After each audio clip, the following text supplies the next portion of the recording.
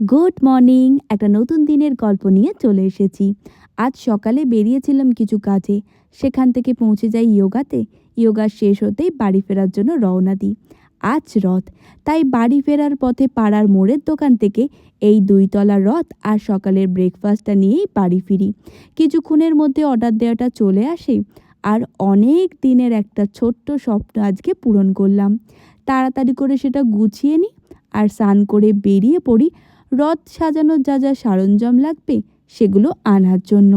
মোটামুটি এবার তো ইচ্ছা ছিল নিজের হাতে জগন্নাথ দেবকে কিছু করে দেবো, সেই মতো ভাবনা চিন্তা ছিল, কিন্তু সেটা আর হয়ে উঠল না।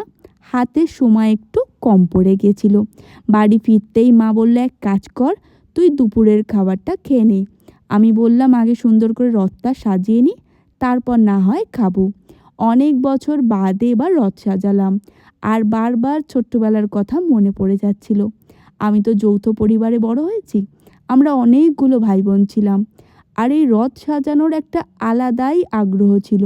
সকাল থেকে মা বাবারা কিছু না কিছু এনে দিত, মানে যেটা দিয়ে সাজানো হবে সেই জিনিসপত্রগুলো এনে দিত, আর সেটা দিয়ে সুন্দর করে সারাদিন ধরে রথ সাজানো হতো।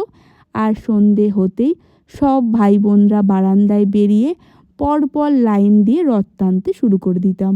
রথ টানা শেষ হতে না হতেই বাবার সাথে চলে যেতাম মেলায়। ওই দিনগুলোর একটা আলাদাই মজা ছিল। এখন তো সেভাবে আর মেলায় যাওয়া হয় না, আর তাই ভাবলাম সুন্দর করে বাড়িতেই রথ সাজাই। রথ সাজানোর পর যেটা বুঝলাম, আমার যে জগন্নাথ দেব আছে এই ছোট্ট রথে, সে কোনোভাবেই ধরছে না। তাই বেরিয়ে পড়েছিলাম ছোট্ট ছোট্ট জগন্নাথ দেব আনার জন্য।